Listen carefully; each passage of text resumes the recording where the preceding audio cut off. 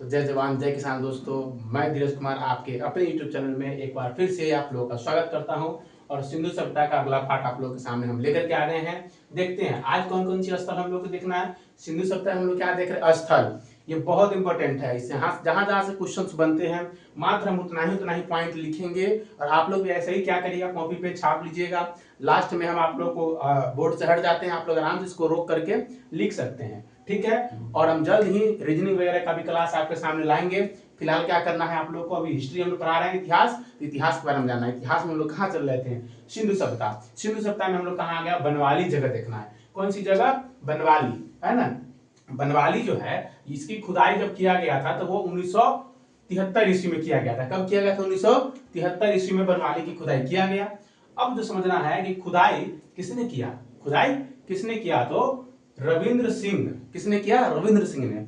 कहां पे बनवाली पड़ता है, बनवाली कहां पड़ता है, तो हरियाणा में पड़ता है। कहां पड़ता है बनवाली, हरियाणा में पड़ता है, ठीक है। चलिए हमने क्या क्या देखा, इसकी खुदाई किसने किया, तो रविंद्र सिंह ने। किसने किया, रविंद्र सिंह ने। और यह पड़ता कहां है, तो हरियाणा में। अब किस नदी के किनारे है, रंगोई नदी के किनारे है। किस नदी के किनारे है, तो रंगोई नदी के किनारे है। मतलब रंगोई नदी के पास कहिए या रंगोई नदी के किनारे कहिए। कौन सी जगह, बनवाली। यहाँ पे हम लोग क्या देखेंगे, तो यहाँ पर घर में, अब देखिए इससे पहले हम लोग देखे हैं कि नगरीय सभ्यता था तो वहां से हर जगह से पानी को निकासी करने के लिए, क्या, पानी को निकासी करने के लिए जो है ना, नाला हुआ करता था। लेकिन यहाँ जो है बनवाली में, बनवाली खास क्यों हो जाता है, तो इसीलिए खास होता है कि यहाँ से एक चीज मिला है, सोख्ता। सोख्ता, सोख्ता जानते हैं ना, घर में गड्ढा लोग खनता था और उसको बढ़िया से बना करके उसमें पानी गिराइए, धीरे धीरे सूखते भी जाता है और लोग उसमें पानी भी अपना यूज करते रहता है ना। जो भी बर्तन धोने वाला हो, कपड़ा धोने वाला हो, स्नान करने वाला हो, पानी को सोख्ता में इकट्ठा करते हैं। आप लोग अच्छी तरह से जानते हो कि सोख्ता क्या होता है, ठीक है।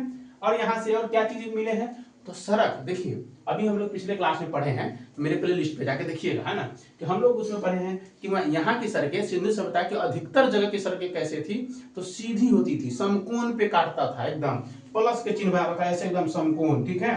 लेकिन यहाँ पे सड़कें जो मिली वो टेढ़ी मेढ़ी मिली है। कैसे मिली है, टेढ़ी मेढ़ी सड़कें होती थी। कैसे, टेढ़ी मेढ़ी बनती थी, ठीक है। तो हम लोगों ने बनवाली देख लिया।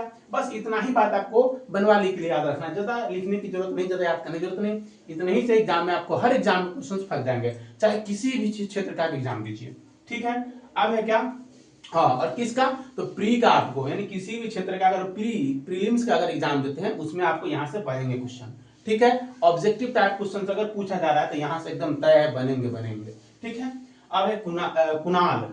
कौन सी जगह है, कुणाल। कुणाल आदमी का भी नाम होता है, लड़का का भी नाम होता है। तो यहाँ लड़का का नाम नहीं है, यहाँ क्या है, जगह का नाम। किसका, जगह का नाम है। कुणाल जगह जो है कहाँ पड़ता है, तो हरियाणा में पड़ता है। कहाँ पड़ता है, हरियाणा में। तो ये जगह क्यों इंपोर्टेंट है, तो यहाँ से चांदी के 2 मुकुट मिले हैं। क्या मिले हैं, चांदी के 2 मुकुट मिले हैं।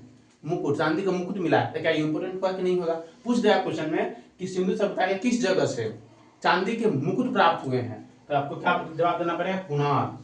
या फिर हरियाणा रहेगा ऑप्शन, तो हरियाणा, कुणाल रहेगा हरियाणा। अगर ज्यादा डीपली पूछेगा तो कहेगा हरियाणा में कौन सा जगह, तब कुणाल कहिएगा, क्लियर। अब है क्या, रंगोई।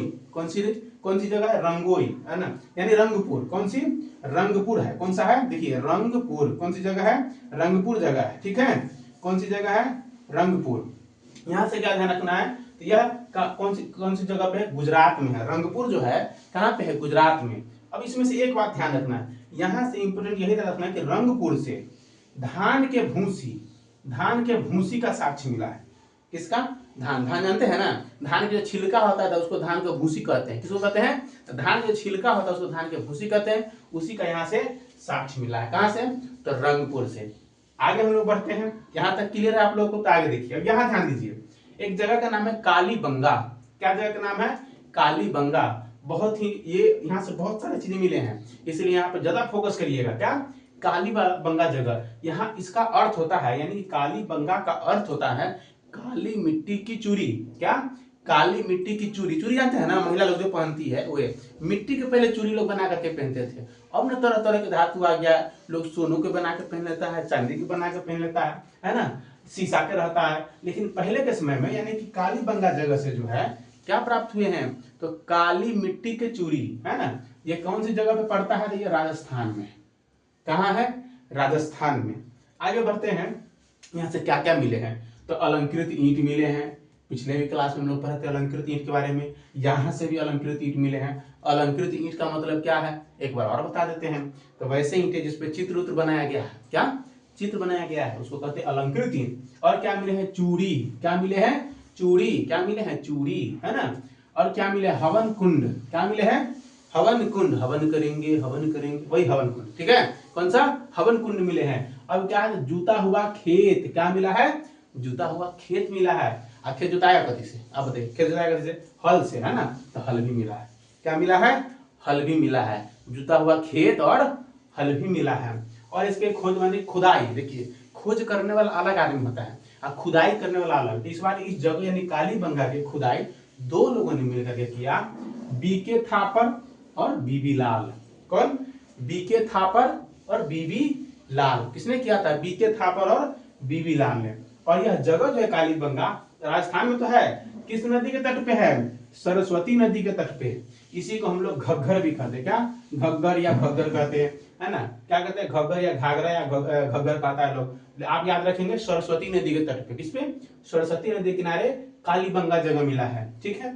और हम लोग क्या याद रखेंगे, एक साथ दो फसल उगाया गया। अगर इतिहास के यानी कि कहेंगे तो प्राचीन में अगर देखा जाएगा कि कौन सी जगह से एक साथ दो दो फसलें किए गए, तो वो कौन सी जगह था, कालीबंगा, जहां से एक बार में यानी एक ही खेत में दो दो रंग की फसल उगाया गया। कौन कौन सी फसल, एक था चना और एक था सरसों। चना के साथ साथ सरसों उगाया गया, क्या उगाया गया, चना के साथ साथ सरसों भी उगाया गया। खोज किसने किया था इसका, देखिए खुदाई किया था बीके थापर और बीबी लाल, लेकिन खोज किया था अलमानंद घोष। किसने खोज किया था, अलमानंद घोष। चलिए अब हम लोग इस पर थोड़ा सा अपना एक ट्रिक लगाते हैं, क्या लगाया जाए, इस पर एक ट्रिक लगाया जाए। इसको याद कैसे करेंगे, देखिए याद रखना है, कैसे याद रखना है, एक ट्रिक लिख देते हैं या ऐसे बोलते हैं, देखिए काली बीबी चूरी मांगे बीके थापर बीबी लाल, है ना। कैसे, अगर काली बीबी है वो चूरी मांगे या तो चूरी कोई देगा, है ना। बीके थापर यानी एक के थापर की जगह पर याद रखिएगा बीके थापर, अब बीबी क्या हो जाएगा लाल, है ना। जैसी बीबी लाल हो जाती है कि हल उठाओ और खेत जोते जो, क्या हल उठाओ खेत जोते जो, यानी जोते हुए खेत का भी साथ मिल जाएगा। यानी कि देखिए काली मिट्टी से याद रखिएगा काली बीबी चूरी चूरी मांगे, है ना। और क्या काली बीबी चूरी मांगे, कौन कौन खोज करता है, बीके थापर और बीबी लाल, है ना। एक के थापर के जगह पे क्या रखना है, बीके थापर, एक के थापर मारेंगे ना तो बीबी क्या हो जाएगा लाल हो जाएगा, है ना।